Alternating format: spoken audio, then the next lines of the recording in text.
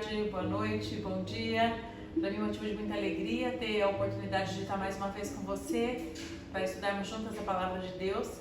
E eu queria te convidar a estarmos orando para iniciar esse momento de reflexão, esse momento de estudo bíblico. E nós vamos estar meditando mais uma vez na Palavra do Senhor a respeito da vida de uma mulher que trouxe um impacto na geração dela, naquele tempo. E a gente vai aprender com ela algumas coisas importantes hoje.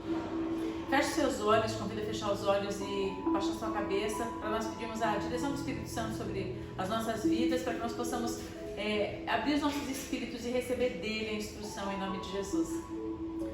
Pai querido, no nome de Jesus, eu quero te agradecer pela oportunidade que nós temos de mais uma vez estarmos na tua presença, dedicando um tempo para estarmos refletindo, meditando, estudando, Senhor Deus. Nós queremos receber a instrução que vem do alto, que vem do teu Santo Espírito, que não seja palavra apenas dita, que não sejam palavras, que não sejam reflexões da nossa mente, da nossa filosofia humana, mas que seja algo que vem do Senhor, que venha do teu Santo Espírito, dos nossos espíritos, para nos ajudar a perceber coisas espirituais e recebermos direção que vem do Senhor. Nós queremos, Senhor Deus, ter na tua palavra a luz que guia os nossos passos, que conduz os nossos caminhos e que nos traz direção e nos traz diretriz para a maneira de viver. Nós queremos, Senhor Deus, não ser apenas ouvintes, mas praticantes da tua palavra. Por isso nos ajuda a aprender, Senhor Deus, com o ensino, com o estudo de hoje, mais um pouco, Senhor Deus, do padrão do reino. Nós queremos viver de acordo com a tua vontade. Eu oro e abençoo essa pessoa que está assistindo o vídeo agora, em nome de Jesus. Amém e amém. O estudo de hoje, mais uma vez, não é a respeito de um exemplo a ser seguido, mas é um exemplo a ser rejeitado, a ser recusado, a não copiarmos, a não seguirmos, mas a observarmos aquilo que podemos aprender e especialmente a tentarmos encontrar se em nós existe um comportamento semelhante a esse. Muitas vezes a gente consegue ter muito mais facilidade de encontrar lições a serem aprendidas de mulheres que são exemplares. A gente olha as histórias lindas, encontra exemplos maravilhosos de fé, de milagres, e a gente consegue enxergar nessas mulheres coisas das quais queremos copiar, queremos nos identificar, queremos aprender ou até nos assemelhamos a elas. Mas quando olhamos para histórias difíceis, histórias tristes, histórias de mulheres que erraram nas suas decisões e no seu comportamento, a gente só observa de maneira de reprovar, aliás, de uma forma a reprovar o que elas fizeram, da maneira que elas se comportaram, e não tentamos observar se em nós há um comportamento parecido, há uma postura parecida com aquela. E é esse meu desafio para você nesse dia, de estar olhando para essa história e buscando se em você, se em mim, há alguma coisa desse comportamento. A pessoa que a gente vai estar estudando hoje é uma mulher que o nome talvez não seja muito conhecido para você, mas é alguém que está na Bíblia. O nome dela é Zeres.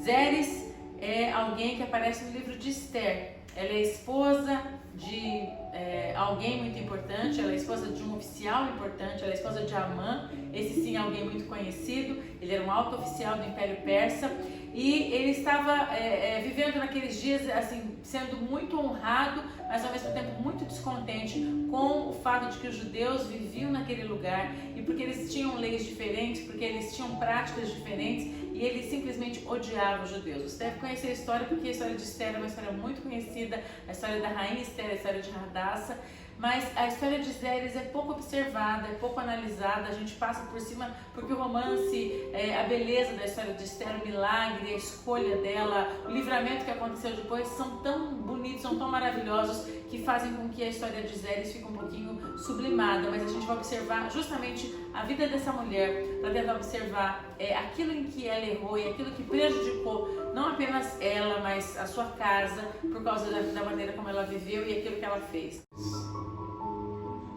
Amã era um oficial do rei Assuero que vivia naquele império persa de extrema confiança, como eu acabei de falar, e ele tinha um sentimento de ódio pelo povo judeu, especialmente porque os judeus não serviam aos mesmos deuses e existia um judeu em especial que não se curvava perante ele, não abaixava a cabeça, não se ajoelhava perante ele, e era Mardoqueu. Mardoqueu era o tio da rainha Esther. Ele era alguém que foi usado por Deus para poder abençoar o povo. Ele sempre estava sentado nas escadarias do palácio, procurando ajudar o rei, procurando oferecer informações privilegiadas que ele tinha acesso por estar sentado ali, escutando as informações. E teve uma ocasião, inclusive, em que ele ficou sabendo que havia um complô para tentar matar o rei, e ele mandou informar através da rainha Esther de que havia aquele complô acontecendo, e ele foi então alguém usado para poupar a vida do rei Assuero. E ele era uma pessoa simples, uma pessoa do povo que estava ali de maneira espontânea, vivendo próximo do palácio, e que sempre que Amã passava, todo o povo se curvava, e ele não se curvava, ele ficava em pé, ele não reconhecia aquela autoridade sobre ele, não como autoridade humana, mas porque o tipo de postura que Amã desejava era de alguém que se curvasse como perante um Deus. E Mardoqueu não podia aceitar isso, porque ele sabia que ele era servo de um único Deus, ele ajoelhava os seus joelhos apenas diante do único Deus a quem ele servia. E por essa razão, então, Amã olhava para ele com desprezo e tinha um sentimento de raiva e queria que ele fosse destruído.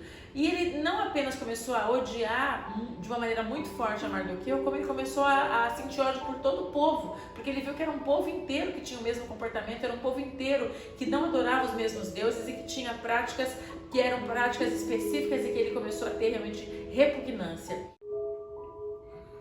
Amã então teve uma ideia de destruir esse povo, mas não através dele mesmo, mas usando o braço do rei para fazer isso. O que ele fez? Ele disse para o rei Assuero que existia um povo no meio daquele povo todo que era governado, ali era um império, então tinha povos de várias nações debaixo do governo imperial assírio, e ele sugeriu ao rei que ele promulgasse uma lei em que todo o povo pudesse destruir o povo judeu num único dia, no mês de Adar, que todo o povo, todos os povos, todas as nações ali representadas matassem os judeus, simplesmente porque eles eram judeus, porque ele alegou que eles não serviam os mesmos deuses, que eles eram rebeldes, que eles eram contrários às leis dos outros povos e que era um povo diferente e que eles deveriam ser exterminados para que houvesse paz no império.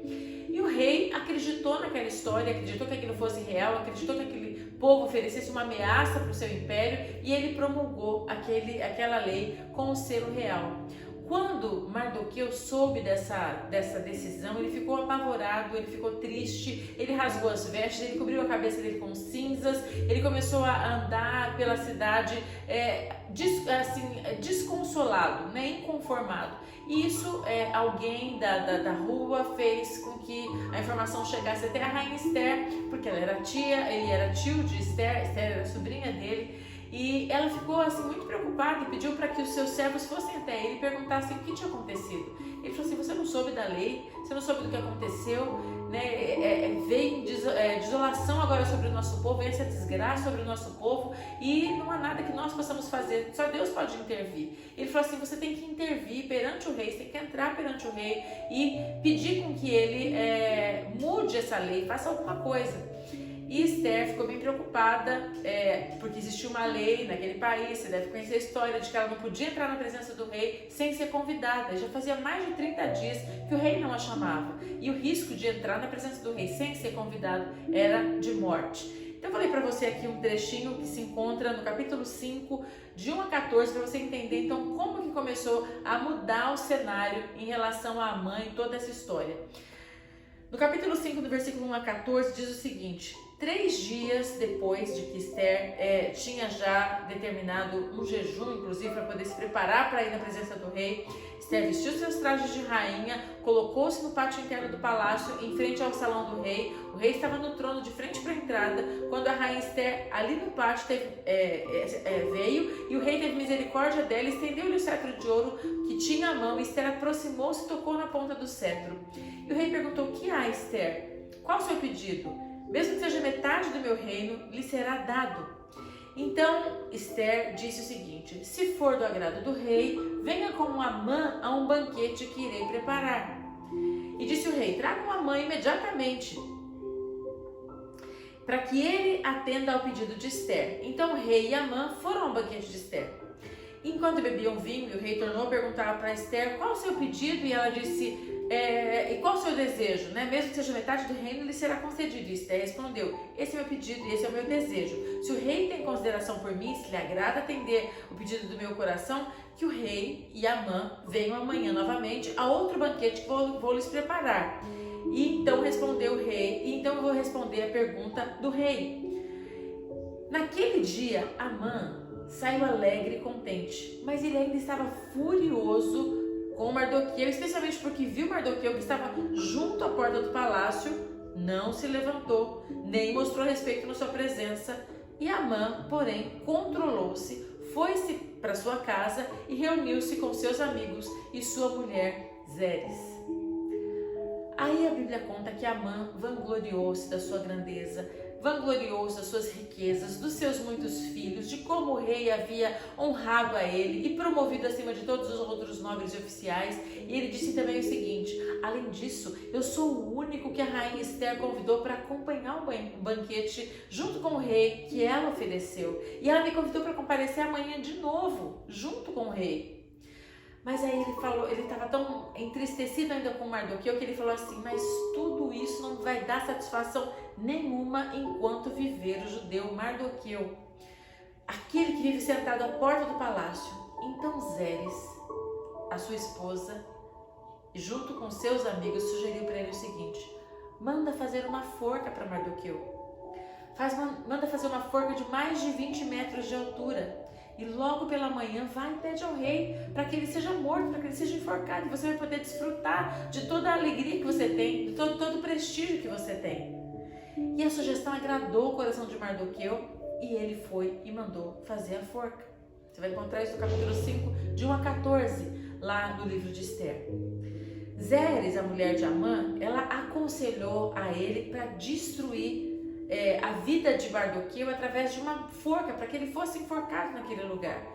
É esse contexto em que surge a vida de Zeres, é nesse contexto também que estava acontecendo, em que Amã tinha consultado o Deus dele Pur, né, que é a origem até do nome de Purim, jogando dados para decidir qual seria a data da destruição do povo, do extermínio do povo judeu. Ou seja, ela viu a ambição do seu marido, ela viu o orgulho do seu marido, ela viu que ele estava realmente sendo honrado, e ela também se envaideceu com aquela posição e não teve misericórdia do judeu Mardoqueu.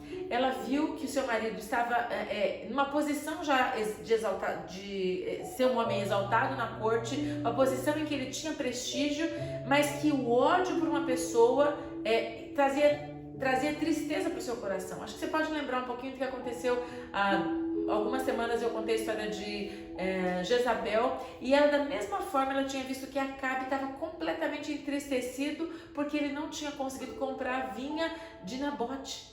E ela falou assim, mata. Na verdade, ela falou assim, você pode fazer o que você quiser. Ela não falou para ele matar, ela foi depois e matou. Ela usou a mão do povo para matar Nabote, tomar a vinha para o seu marido Acabe naquele momento. Porque para ela a vida daquele homem não importava nada, importava que seu marido tivesse prestígio e tudo que ele desejasse. E aqui mais uma vez a gente vê uma mulher numa mesma postura, ela olhando para o seu marido infeliz, insatisfeito por uma pessoa que não prestava para ele a honra que ele achava que devia receber, apesar dele ser honrado pelo rei, apesar dele ter toda a riqueza, apesar dele ter todo o prestígio que ele poderia sonhar algum dia em ter, apesar dele ter a posição de autoridade mais elevada no reino, depois do rei, ainda assim ele não se satisfazia, porque era orgulhoso, ambicioso. E Zeres, a sua esposa, ao invés de falar assim, deixa isso pra lá, não se importa com isso, você já tem tanto, você já é alguém que tem prestígio, você é alguém já que tem honra. Ele é quem? Ele fica sentado na escadaria do palácio, ele não tem a mesma posição que você, e você está ali na posição do rei. Não leva em conta isso que ele está fazendo. Ao invés de promover paz, ao invés de trazer para ele conselhos bons, ela falou assim, se você é tão poderoso, você é tão prestigiado perante o rei, se isso te incomoda, mata ele. Constrói uma forca e elimina esse homem do palácio, da corte, do lugar, do seu caminho, né? Se ele fica sentado na escadaria quando você passa, se isso te incomoda, mata ele, mata como quem mata uma barata, como quem mata uma pulga. ele não é ninguém, ele não é nada, mata. Ela demonstrou arrogância, imprudência, ser uma nécia, uma pessoa louca de desprezar alguém dessa forma e desejar que ele fosse morto simplesmente por um capricho do seu marido. Só que aconteceu o seguinte, a coisa começou a mudar, o cenário começou a ficar diferente, porque naquela noite em que ele mandou a forca ser construída, na verdade a forca ficou pronta, o rei Assuero perdeu o sono. E foi da parte do Senhor que aquilo aconteceu. O rei Assuero estava no palácio, não conseguia dormir, e mandou chamar um dos seus escribas para ler as crônicas, para que ele pudesse, as crônicas do rei, para que ele pudesse lembrar as histórias e pegar no sono, como a gente faz às vezes lendo ou assistindo alguma coisa que é bem tranquilo, escutando uma música para adormecer. Ele pediu, vem aqui chama os escribas, um escriba, para ler as histórias para mim, as crônicas do reino, para ver se eu pego no sono. E no meio da leitura das histórias, surgiu a história de Mardoqueu, daquele atentado que aconteceu, em que ele tinha denunciado um crime que ia acontecer, uma tentativa de assassinato contra o rei, uma rebelião que aconteceu, e aqueles homens foram pegos em flagrante, foram eliminados. E o rei ficou pensando, o que aconteceu com Mardoqueu? Que tipo de honra foi dada para ele? E aí ele estava pensando nisso quando entra no palácio justamente Amã. E Amã entrou no palácio pensando, eu tenho tudo com o rei, eu posso pedir para ele a cabeça de Mardoqueu, ele não vai me recusar isso. Alguém que decide tantas coisas, tem uma posição tão importante, que vai ser para o rei mandar matar Mardoqueu? Ele mal sabia que o rei estava justamente pensando no que fazer para honrar Mardoqueu por ter livrado a sua vida da morte. Quando Amã entra na câmara do rei, naquele lugar, ele perguntou, quem que está lá fora? Né? E aí disseram, é Amã que está lá, manda ele entrar. Aí Amã entrou para a presença do rei, e o rei perguntou, o que você acha que deveria ser feito com alguém a quem o rei quer honrar? E Amã pensou assim, bom, quem que ele vai querer honrar mais do que a mim? Ele está me perguntando, ele me chamou aqui, eu sou a pessoa que a rainha convidou 2 vezes para jantar na casa dela, num banquete especial junto com o rei, só pode ser eu sou a pessoa que ele quer honrar. Então ele pensou assim, bom, seria muito honroso para alguém sentar no cavalo do rei, vestir vestes reais, trajar o manto do rei, colocar um diadema na cabeça, anéis reais e ser conduzido numa passeata perante todo o povoado com um grande nobre do reino dizendo, assim se faz com a pessoa a quem o rei quer honrar. E o rei falou, puxa, que ideia linda, que ideia muito boa essa. Então eu vou te pedir o seguinte, do jeitinho que você falou, faz tudo isso com o judeu Mardoqueu, que vive assentado na porta do palácio. Você imagina o baque que foi para Amã escutar essa história. Depois dele mesmo ter dado a ideia para o rei, ele que tinha acabado de chegar ali para pedir a cabeça de Mardoqueu, o rei, de surpresa, de uma maneira completamente inesperada, pede um conselho para honrar alguém, ele imagina que é ele, e ele coloca então as coisas mais fascinantes que ele elaborou na hora para ser ele mesmo honrado, e o rei fala, então tá, então faz isso com Mardoqueu. Veja se não é a boca de Deus pela boca do rei Assuero agindo para derrubar o orgulho de Amã. E a Bíblia fala que depois que aquilo tudo aconteceu, ele fez exatamente o que o rei falou, ele cobriu, vestiu Mardoqueu com as vestes reais, colocou o manto do rei, colocou um diadema, colocou anéis, colocou sobre um cavalo real e foi ele mesmo na frente do cavalo anunciando, assim se faz a um homem a quem o rei deseja honrar. Assim se faz a um homem a quem o rei deseja honrar. Ele passou todo aquele trajeto humilhado, envergonhado, ele que era um nobre, ele que era alguém que tinha uma posição de destaque, né? E mal sabia que o que esperava por ele no jantar do final daquela tarde ainda. Só que depois que aconteceu toda essa passeada, essa caminhada de honra a Mardoqueu voltou para a porta do palácio e ficou sentado ali entre os guardas e as pessoas que ficavam ali na frente do palácio real. E Amã, porém, voltou para sua casa. A gente encontra isso no livro de Esther, no capítulo 6, nos versículos 12 a 14. E diz o seguinte, Amã, porém, correu para casa com o rosto coberto, muito aborrecido, e contou a Zeres, a sua mulher e a todos os seus amigos o que havia acontecido. E tanto seus conselheiros quanto Zeres disseram para ele o seguinte, visto que Mardoqueu, diante de quem já começaste a cair, é da origem dos judeus, você não terá condições de enfrentá-lo. sem dúvida você será arruinado. E enquanto ainda eles conversavam, vieram de novo os carros para buscá-lo para o segundo jantar, e a história você sabe o que aconteceu. Naquele jantar, a rainha Esther denunciou que Amã tinha a intenção de destruir um povo e matar aquele povo, e que ela pertencia àquele povo, né? E o rei ficou apavorado com a situação, com toda aquela história, porque o decreto tinha sido dado. Saiu para pensar um pouco ali por perto, na região que ele estava jantando no palácio dela, na frente da casa da rainha.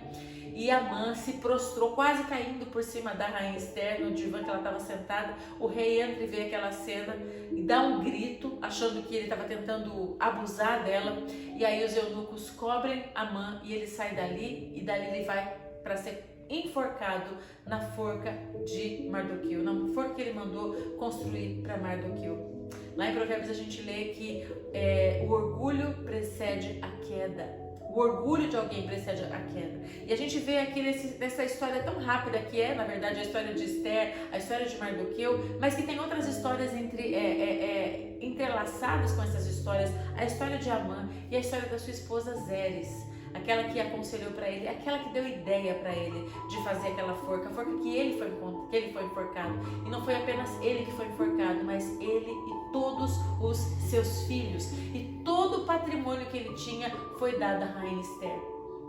Zeres deu para ele um conselho louco, um conselho de: quem é esse homem? Se livra dele, mata ele. Aquele conselho que é dado na carne, aquele conselho que é egoísta, aquele conselho que é cheio de orgulho, que é cheio de se achar a dona do mundo, de se achar a poderosa, de se achar a pessoa que pode todas as coisas. Ela era a mulher do principal oficial do rei, né? Quem poderia contra ela? Quem poderia fazer alguma coisa contra o seu marido? Eles eram os mais importantes daquele lugar. Ela provavelmente era uma mulher cheia de si, arrogante, presunçosa, vaidosa. Alguém que tinha orgulho da posição que tinha, que olhava para os outros como escória. Quem manda matar alguém dessa forma é porque considera os outros como nada, como lixo.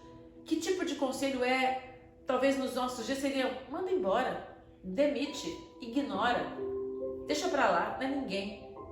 Não é um conselho humilde, não é um conselho sábio, não é um conselho que leva o marido para tomar uma decisão sábia. A gente estudou na semana passada um conselho totalmente diferente dado por Abigail, quando Davi vinha para matar, já decidido a matar o marido de Abigail e todos os homens daquele lugar, todos do sexo masculino, com certeza filhos, herdeiros, quem estivesse naquele povoado junto. O que ela falou? Não faça isso. Não manche as suas mãos com sangue inocente. Você vai manchar suas mãos sendo que você vai ser rei. Quem é ele? Ignora. Esse conselho, sim, foi um conselho sábio. E agora a gente vê aqui um conselho completamente oposto. Faz uma forca, constrói uma forca, manda matar ele não é ninguém. Não deixa que esse homem, que não é nada, que senta nas escadarias do palácio, estrague a sua alegria. Simplesmente manda matar. Que louca! Se pudesse voltar no tempo, provavelmente Zeres jamais teria aconselhado seu marido do modo como fez. E depois foi ela mesma que reconheceu que se Mardoqueu era da linhagem dos judeus, ela disse para ele: você não vai conseguir prevalecer contra ele. Ou seja, ela jogou ele, empurrou ele para a fogueira e depois ela deixou ele queimar sozinho. Ela não imaginava que além dele, os seus filhos seriam mortos. Ela não imaginava que a riqueza que ele tinha acumulado, todos os bens que ele possuía, dos quais ela usufruía, iam também ser passados para as mãos de outra mulher, para as mãos da rainha Esther. Como resultado da sua atitude, ela viu seu marido e seus filhos morrerem, enforcados, e ela viu todos os seus bens indo para as mãos da rainha Esther. A palavra de Deus fala que um dia nós teremos que prestar conta de todas as palavras que saem da nossa boca.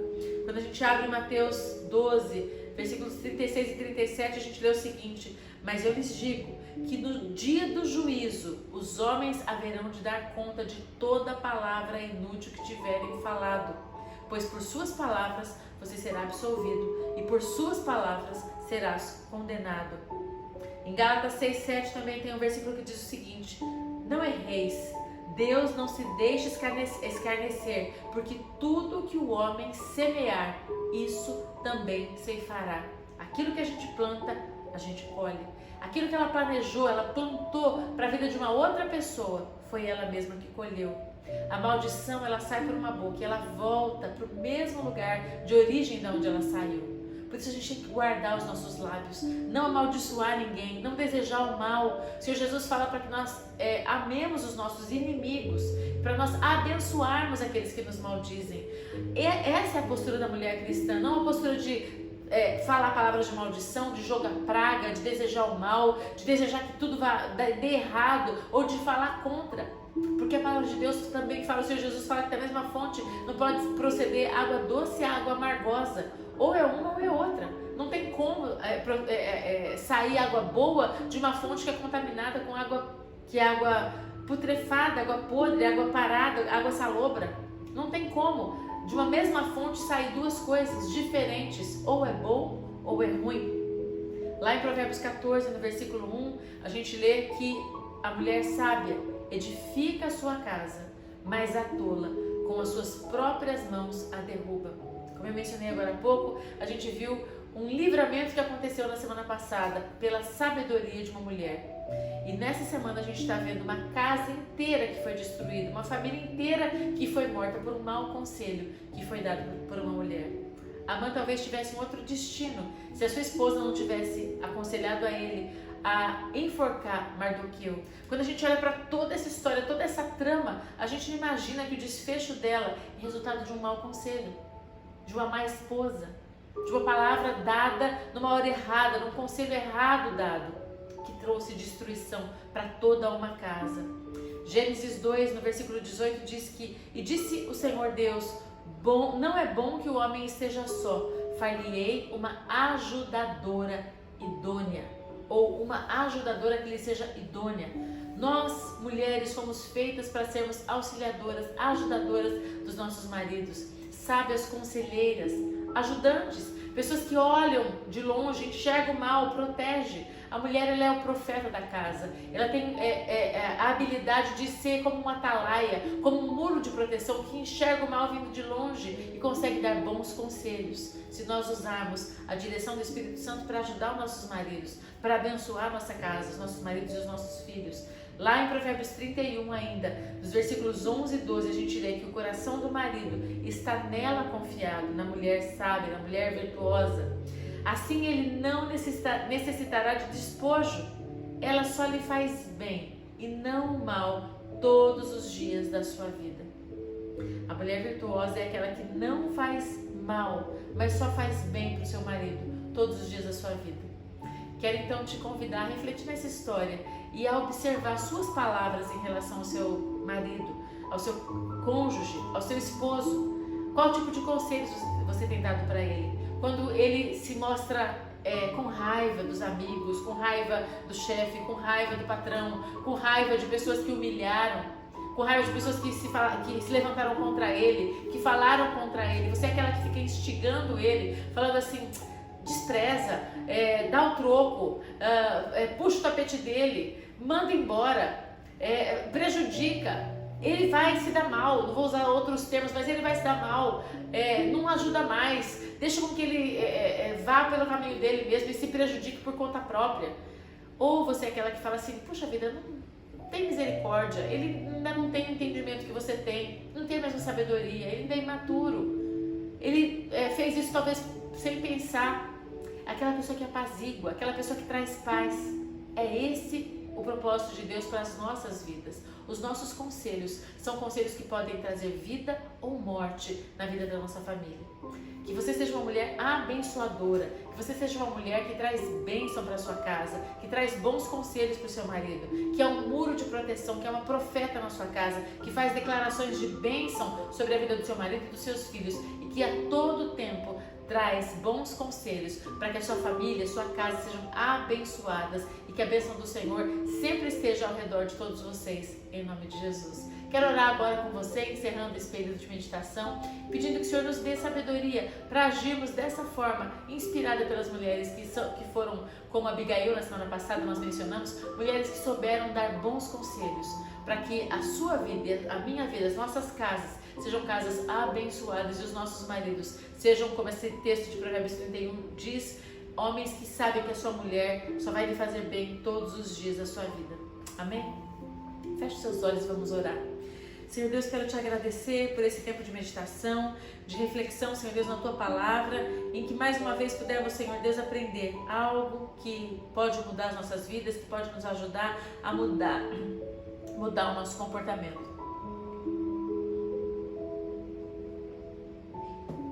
Quero abençoar, Senhor Deus, essa mulher que está agora assistindo essa ministração e pedir que Teu Santo Espírito seja completando no coração dela aquilo que falta, aquilo que precisa ser mudado, aquilo que precisa ser transformado, palavras, sentimentos, comportamento. Nós somos falhos, Senhor Deus, e muitas vezes agimos pela carne, mas eu quero pedir, Senhor Deus, agora que o Senhor esteja abençoando essa mulher, ajudando a discernir os próprios erros. Ensina-me, Senhor Deus, a discernir os meus próprios erros. Quem pode discernir os próprios erros? Expurga-me Tu dos que me são ocultos. Pai, eu peço que Ele esteja abençoando, Senhor Deus, a essas mulheres agora, pedindo, Senhor Deus, que a Tua graça, o Teu favor seja com elas, meu Pai, abençoando, dirigindo, guiando, trazendo direção, trazendo luz, Senhor Deus, trazendo entendimento, para que as Suas palavras sejam sábias, para que o Seu entendimento seja iluminado pela luz que há em Ti, através do Teu Santo Espírito, que guia os nossos passos, Ele que nos convence do pecado, da justiça, do juízo. Espírito Santo de Deus, fala conosco e nos ajuda a caminharmos na luz da Tua palavra, sendo bênção nas nossas casas, sendo bênção na vida dos nossos maridos. Eu oro ao Senhor e agradeço em nome de Jesus. Amém. Deus te abençoe, uma boa semana e a gente se vê na próxima semana. Tchau.